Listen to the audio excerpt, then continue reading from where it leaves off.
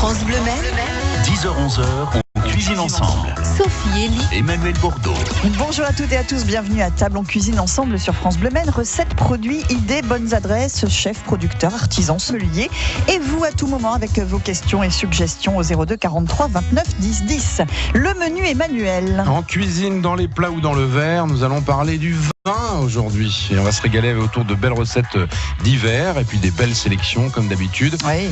À petit prix ou pour se lâcher un petit peu. On peut se faire plaisir de temps en temps. On a pas. deux amateurs et connaisseurs avec nous en plus ce matin. Vos questions, vos recettes, votre avis, appelez-nous 02 43 29 10 10. On cuisine ensemble sur France Bleu Maine. Jean-Philippe Gros, bonjour. Bonjour. L'Indécence au Mans, c'est ce bar à vin, cave à manger qui existe depuis quelques mois, quelques années, 2 ans peut-être déjà. Oui, un petit peu Non, plus même. Hein. c'est Oui, vrai plus de 3 ans et demi maintenant. Le temps passe. N'est-ce pas? Le temps passe et la roue tourne. Hein, voilà. Alors Jean-Philippe va se diriger vers d'autres aventures. Mais Pour ça, si vous avez la vidéo, il y a les petits mouchoirs là. Ah non, ce sont des serviettes. Oui, non, ça c'est pour la dégustation de sardines qui viendra. Oui. On va en parler. On va en parler. Juste avant toute chose, l'Indécence, l'adresse reste, elle, rassurez-nous, Elle reste, Jean-Philippe. Elle reste toujours une rue du Lecteur d'Or. Voilà, avec Franck Jérôme, votre associé. Laurent Richet, bonjour. Bonjour Sophie, bonjour à tous. Le relais Henri IV à la Flèche, aventure qui dure pour vous, Laurent, depuis combien de temps aussi? Eh bien, Rappelons tout 2 ça. ans et demi. Eh oui, Sophie. c'est ça, voilà. Voilà. Mais on parle aussi des changements dans la vie professionnelle. Laurent, avant, il avait son restaurant dans le marché de Rungis. Imaginez un petit peu, hein, Au Jean-Philippe. cœur de Rungis. Pendant 15 ans, c'est ça. L'ambiance que ça Laurent. pouvait être. 27 ans. 27 ans. Manu. On se trompe vraiment sur les dates. Hein, ce matin. Mais oui, mais il est tellement jeune. Regardez-le Mais comme c'est il est ça. beau. Il est beau comme tout. Bon, vous cuisinez avec le vin, vous, de temps en temps, souvent, rarement, Très souvent. très souvent. Trop souvent, il allait presque dire non. J'adore travailler le vin ou les alcools. Il faut savoir, une chose importante, on va commencer par ça. À partir du moment où l'on cuit le vin ou on le flambe, mais à partir du moment où on le cuit, nous n'avons plus d'alcool. Ouais. Donc les enfants peuvent Dans le manger vin des sauces ou au dans vin. un baba au rhum, normalement, il n'y a jamais d'alcool dedans. Sauf si on l'arrose à la fin et qu'on en ça, remet un c'est petit autre coup. chose, hein. Sophie. Vous Voilà, avez tout à fait c'est raison ça. de le souligner. Mais un baba au rhum fait dans les règles de l'art, pour moi, en tout cas, personnellement, on ne rajoute pas D'accord. de D'accord. rhum cru. Qui à mon avis va complètement il va tout dominer. Le rhum va tout dominer, on va plus avoir le goût du Si le baba savarin est bon lui-même. et s'il est tout à bien fait, voilà, Alors pas qu'un besoin. très beau sirop au rhum, bien fait, bien cuit, où on va aller gentiment imbiber à plusieurs reprises ce savarin, là on va avoir un Oui. bon produit. Et puis on met aussi de l'alcool dans les pâtes à crêpes, par exemple. Ça, on Oui, aura l'occasion de parler exactement. des crêpes demain. Journée Alors, spéciale sur France Bleu Maine. Monsieur le caviste Jean-Philippe, Oui, Manu.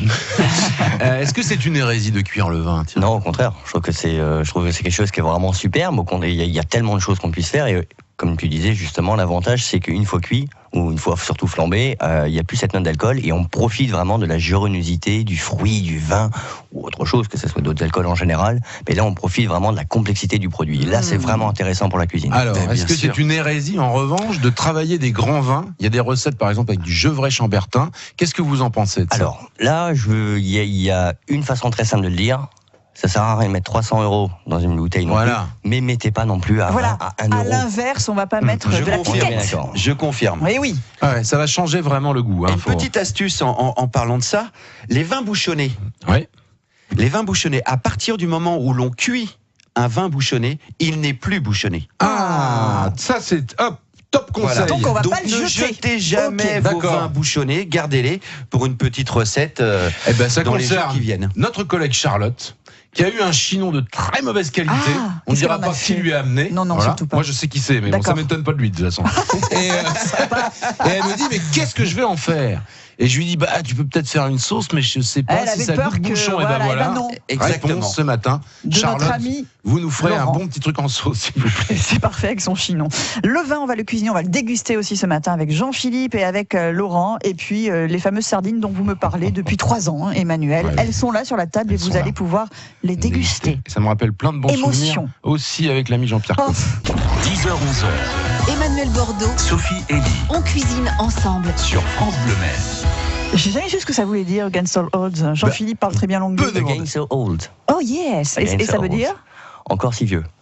Ah oui. Ah bon? Ouais, Ah, d'accord. ça calme. Bon, très bien. Vin vieux, mais pas toujours d'ailleurs. Hein. Les vins se boivent quelquefois jeunes, d'autres On en boit fois... de moins en moins des moins. vins vieux. Ça, c'est Oui. un peu une caractéristique. On en quand boit. même. Alors oui, il y a plusieurs explications, mais la plus simple, c'est qu'on a eu, on va dire, des années 60, 70, 80, où là, ça a été quand même les plus beaux climats, les plus belles années, où ça a pu permettre d'avoir une maturité dans le raisin absolument extraordinaire. Aujourd'hui, avec le réchauffement climatique, D'accord. il faut en parler parce que je pense que ça, je C'est vais pas dire une que ça vraie détruit influence. le vin non plus, Mhm. mais on ne pourra plus avoir des millésimes exceptionnels comme on a eu en 82.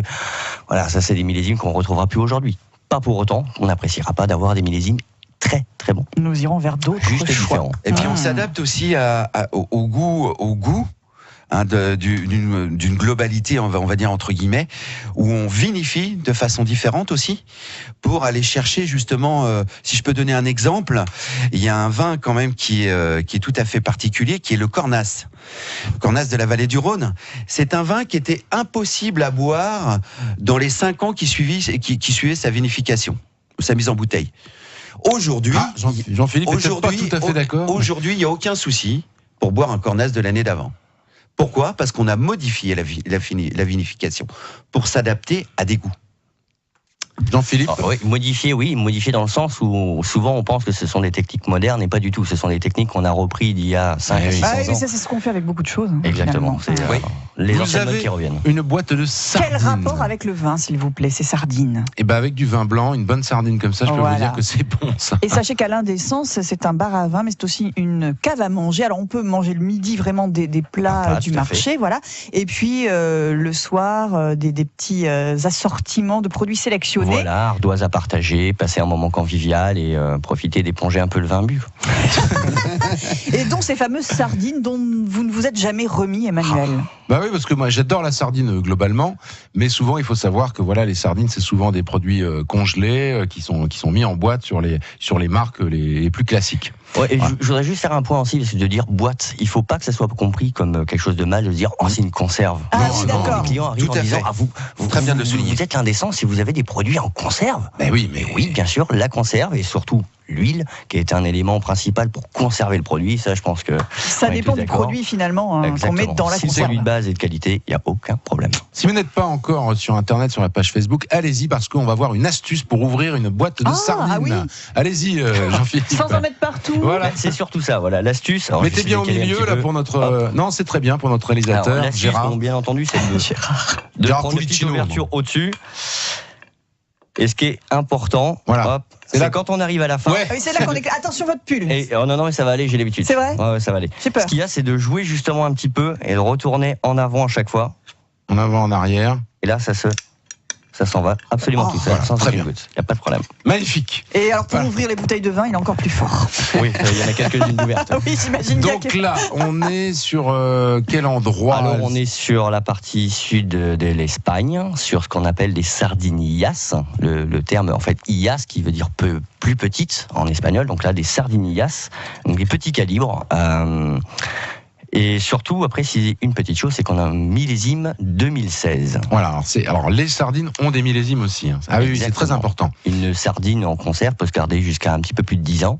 Et chaque millésime est important. C'est comme pour le vin, il y a des millésimes qui sont plus à même d'apporter un peu plus d'acidité, plus de fraîcheur, plus de gras dans la dégustation. Et ça se ressent, ça fond absolument dans la bouche. Quoi. Voilà. Avec les années, comme des millésimes, par exemple 2010, qu'on a eu il n'y a pas longtemps, l'arête du poisson, vous la sentez absolument pas. Ça fond. Ah, c'est ça. Donc quand vous les conservez, il faut les retourner un peu de temps en temps. Exactement. hein, Dans les l'idée, une fois boîtes. par an, vous retournez Voilà. la boîte. Bon à savoir. Un peu comme ça. le vin, voyez-vous. Ça, c'est formidable. Je sens que cette émission va encore passer atrocement vite, qu'on va pas avoir le temps de tout dire, mais nous allons les goûter, ces sardines. Elles vous rappellent des souvenirs de Hareng à Rungis, je crois, Laurent. Vous avez goûté des choses exceptionnelles aussi, en tout à fait conserve raison également. de souligner justement le phénomène de conserve. On peut faire des choses Ah oui. exceptionnelles, Bien sûr, quoi. bien Exceptionnelles. Et les sardines, moi, je suis fan. Alors là, je suis content. On s'était pas vu juste avant, mais je suis heureux qu'il y ait une Vous boîte allez de goûter, sardines. Laurent? Ah bah oui. On va bien savoir sûr ce que vous oui. en pensez dans un C'est instant. parti. 10h, 11h, Emmanuel Bordeaux, Sophie Elie on cuisine ensemble. sur France Bleu Maine. Et nous dégustons des toutes petites sardines à l'huile d'olive délicieuses avec Jean-Philippe Gros de l'Indécence au Mans. Ça fait partie des produits que vous sélectionnez pour vos clients. Laurent Richet, le chef du relais Henri IV, a goûté. Il est séduit. Ah, carrément. J'adore. Alors, puisque on a mangé des excellentes sardines, je vous donne une petite recette de Allez, c'est parti, ouais. poisson. Bah Voilà. oui, bonne idée. On aurait pu le faire aussi avec les sardines. Bon, là, moi, je suis parti sur un poisson, entre guillemets, hein, là, c'est entre guillemets, un peu plus noble, le turbo, à savoir le turbo. Donc, je vous en relation avec un peu de vin. Là, j'ai changé un petit peu. On va le faire au cidre. On D'accord. va rester sartois. Hein, un beau turbo d'Atlantique, de la Turbale ou d'ailleurs, mais enfin, j'aime bien les turbos qui sortent de la Turbale. Vous prenez pour 4 personnes un turbo d'environ 1,4 kg. Ça peut aller loin le turbo, ça peut aller jusqu'à 10 kilos, 15 kilos, j'en ai vu des C'est ça. Des trucs C'est ça. incroyables. Ouais. Bon, là, on est sur des choses exceptionnelles, qui, en général, sur le turbo sauvage, plus il est gros, meilleur il est, c'est vrai, parce qu'on va chercher de l'épaisseur, là, et là, c'est quelque chose de Mais fantastique. là, sur 1,4 kg, ouais, on a déjà une belle pièce. Voilà, tout à fait. Donc là, on va aller... Quel poisson préféré de Henri Pescarolo? Oui, le turbo, bah oui, bien Voilà, sûr. turbo, oui. dans la noblesse de la chair, c'est excellent. Je vous laisse, allez. Donc on prend ce turbo, on le lève, donc on enlève les filets de l'arête du turbo. Je vous conseille de garder l'arête et puis avec quelques légumes de la faire cuire une vingtaine de minutes pour faire une autre sauce ou carrément une soupe de poisson. Ouais, pour un petit fumé là. Voilà, vous mettez ça parce que franchement l'arête de turbo c'est la meilleure. Ah, d'accord. C'est la plus subtile, c'est la meilleure.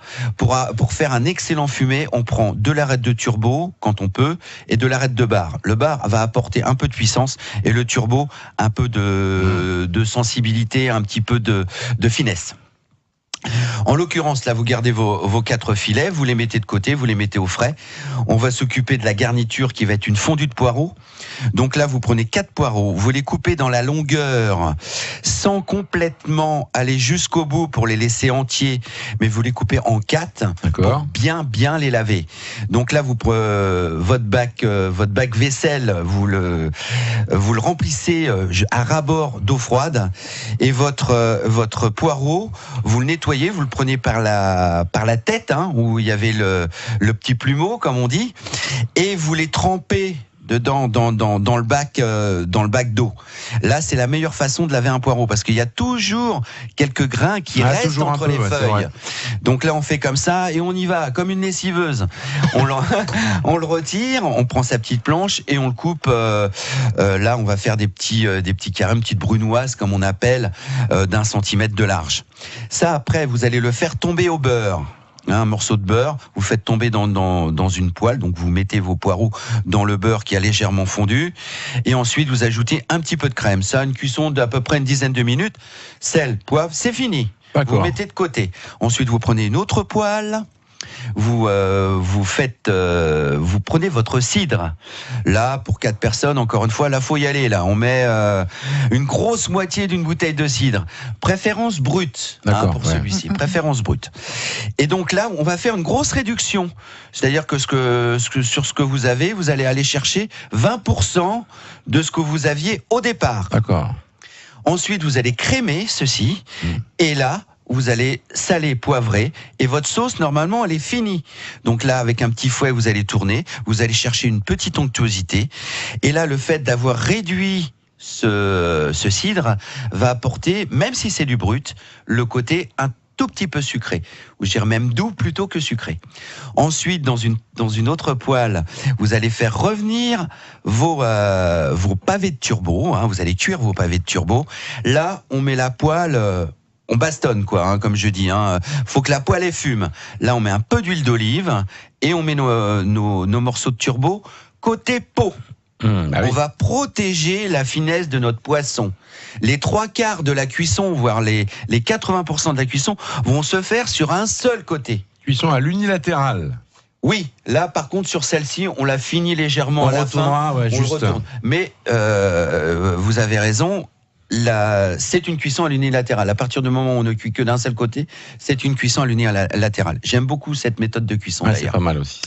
Ça monte tranquillement là. On voit le poisson qui cuit tranquillement. Après, on réchauffe l'ensemble. Notre fondue de poireaux, notre sauce et nos pavés vont être prêts. Dans une assiette ronde, ronde ou carrée, on met au milieu notre fondue de poireaux. On met notre pavé de turbo sur notre fondue de poireaux et autour, on met notre petite sauce au cidre. Je vous garantis du résultat. Ah oui, vous me direz, juste vraiment facile, mais garantie du résultat. Juste La sélection vin, ça sera dans quelques instants avec ce plat. Hein. Je pense que vous avez bien entendu tous les ingrédients, mon cher Jean-Philippe. À tout de suite. 02 43 29 10 10. On cuisine ensemble sur France Bleu Maine. On cuisine avec Laurent Richer, Jean-Philippe Gros et ce turbo cidre avec sa fondue de poireaux. Qu'est-ce qu'on va boire avec, Jean-Philippe? Plein de choses. Tellement plein de choses. Il nous a donné faim, l'ami Laurent. Hein. Belle recette. Alors soit on reste un petit peu dans le délire de cidre qui a été utilisé, pourquoi pas rester justement, il y a notamment les superbes produits de chez Éric Bordelais, partie sud Mayennais, sur Cherchigny, où là il y a des très très belles cuvées, notamment la cuvée Argelette en brut tendre qui serait extra là-dessus.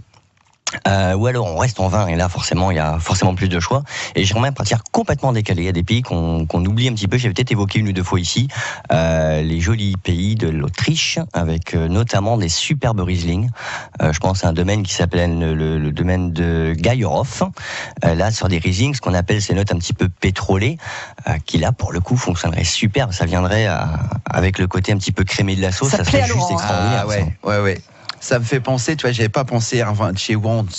Ça serait top, ça. Voilà. Il y a plein d'idées. Ah ouais. Quelque chose en grain noble de chez Ils vont Wands. se mettre d'accord. Ils sont bien. Le Riesling, c'est juste une merveille. Et effectivement, au relais Henri IV à la Flèche, vous faites très attention également à votre sélection de vins. Vous adorez ça, Laurent, et vous faites partager cette passion à vos clients. Pour moi, la cuisine n'existe pas sans le vin et vice versa. C'est des compléments et puis en plus ça va au-delà de la matière elle-même. C'est de la convivialité. Vous voyez, regardez ce qui peut arriver autour d'une boîte de sardines. C'est sûr. Voilà, quand les gens sont un peu perchés comme nous. Tout est dit, tout est fait, et puis on partage. C'est des moments de bonheur. Voilà. Puis j'ai ressorti même l'huile d'olive que nous a amené Fatia hier. Oui. Qui nous écoute comme tous les jours. Merveilleuse huile d'olive. Voilà. Elle nous a fait un couscous hier, Super, Fatia. Superbe cette huile d'olive. Elle nous écoute, Fatia, c'est sûr. Fatia, si vous nous écoutez, l'huile d'olive, c'est juste une pure merveille. Merci pour la découverte. Elle va être ravie, Fatia. Je veux vous parler d'un petit produit qui n'est pas vraiment du vin, ça s'appelle le verjus. Alors je ne sais pas si vous connaissez ça, messieurs, le verjus.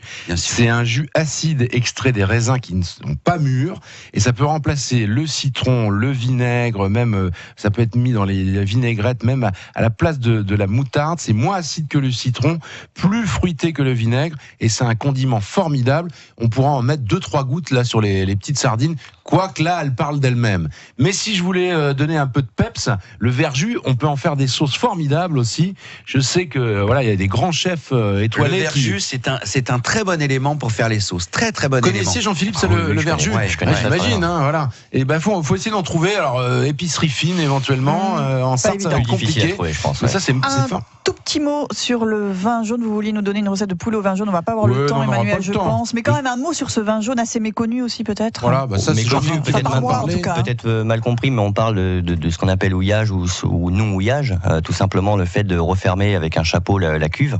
Et là, l'idée d'un vin jaune est très très simple. Je vais aller très rapide dans l'idée, mais c'est tout simplement de laisser la fermentation et de laisser le dioxyde de carbone s'échapper et surtout de ne pas couvrir en fait la cuve, ce qui va permettre d'oxyder le vin, enfin la cuve en elle-même, ça va s'oxyder très rapidement et donner cette moisissure qu'on va avoir et de donner un goût particulier aussi. Un petit peu noir Château Chalon, l'un des 4 références d'Alexandre Dumas dans ses meilleurs vins du monde. Très bien. On se retrouve dans un instant. Littéraire. Oui, avec les actus de nos invités, notamment qu'est-ce qu'on mange ce midi à l'Indécence et qu'est-ce qu'on va manger à la Saint-Valentin chez Laurent Richer. Par exemple. Vous le saurez si vous restez avec nous. 10h, 11h. Emmanuel Bordeaux, Sophie Elie. On cuisine ensemble sur France Bleu Maine. Avec Laurent Richer, avec Jean-Philippe Gros, on a plein de choses à se dire. Menu Saint-Valentin, au relais Henri IV à la Flèche, ça va être bon là encore. Laurent, vous avez préparé des choses délicieuses pour les amoureux? Bah oui, il y a le menu sur Facebook, et puis si vous voulez donner 2-3 petites choses, vous pouvez. Là, on a peu beaucoup de temps. Je suis un peu déçu. Moi, j'étais bien là ce matin avec les sardines, avec ce jeune homme qui est extraordinaire, qui a une connaissance du vin fantastique. Gardez vos coordonnées, J'ai les deux encore là. plein de recettes. Je voulais rester, mais on me vire. Bon, non, bah alors. pas encore. Mais il y aura des ravioles de langoustine, millefeuilles de canard confit, raisin et châtaigne, croutons de Mont d'Or, cœur d'amour en sucre pour la Saint-Valentin. Voilà, chez Laurent Richer, vous réservez 42 € le menu hors boisson. C'est très bien. Et puis ce midi à l'Indécence, on va pouvoir notamment se régaler du retour du marché du chef avec son demi-coquelet rôti et son gratin de cardon au comté, Cantal et lard fumé, accompagné de pommes dauphinoises. Oh là là là là là là là. Voilà. C'est pas mal ça. La pub, je vais y aller moi. Jean-Philippe, un grand merci pour toutes les émissions qu'on a fait ensemble. Bah oui. Merci à tout le monde. La Merci saison beaucoup à tout le dernière monde. avec le goût du vin aussi, Et c'était Tu super. repasses quand tu veux, quand t'es au Et Mans. c'est gentil. Ok. Je serai amené à repasser. Et puis moi, je me souviens d'une petite anecdote. On était au fond du restaurant quand Jean-Pierre Coff venait au Mans. Je l'avais emmené une fois à l'Indécence. Et puis après, j'essayais de l'amener sur peut-être d'autres adresses. Et à chaque fois, il me disait dis donc, comment ça s'appelle déjà les deux jeunes là où il y a on va aller là, c'est très bien. Puis un soir, il est allé dans un autre resto, il dit c'était pas bien, la prochaine fois je retourne chez les deux là. Et puis on était au fond, et puis il revoulait un verre de vin, il me dit comment il s'appelle déjà le grand là. Et je lui dis c'est Jean-Philippe. Coff, c'était noir de monde un samedi, il était là. Jean-Philippe, vous vous souvenez de ça? C'est un bon souvenir ça. Hein. Voilà. Merci à vous Jean-Philippe. Merci à tout le monde. Merci. Super. Bonne route à Jean-Philippe, une route gentil, merci. pleine de vignes Pleine de aussi, vignes, et de dégustation. Oui, très bien, oui. belle histoire d'amour Saint-Valentin, donc on rebondit encore là-dessus. On peut encore réserver chez merci Laurent Richy. Jean-Philippe Merci de beaucoup. cette émission avec vous. Merci Emmanuel. Merci Sophie. À C'est très toujours un grand bientôt. plaisir. Ah, mais À bientôt. Ouais. partagez ce plaisir. Merci Laurent, merci Jean-Philippe. À très bientôt. France Bleu Maine, on cuisine ensemble. Ah bah, il faut revenir demain Laurent et Jean-Philippe. C'est la crêpe partie comme tous les ans. Dégustation de crêpes dans le hall de France Bleu Chaque Maine. chandeleur, le lycée Funet Hélène Boucher et les élèves de section pâtisserie font des crêpes entre 10h et 17h en non-stop. Voilà, on en était à 1300 l'année dernière. bien. Donc vous êtes tous les bienvenus dans le hall. On parlera de ça évidemment demain. Sucré et salé en Oui, plus. et salé Tu sais, entre j'ai midi et vu, 14h. il y a- On est au micro, oui. Non. Ce qu'on va faire, Laurent, On c'est va que vous... faire, c'est qu'on va mettre un bon jingle et puis on va parler après. Hein D'accord. Merci. D'accord.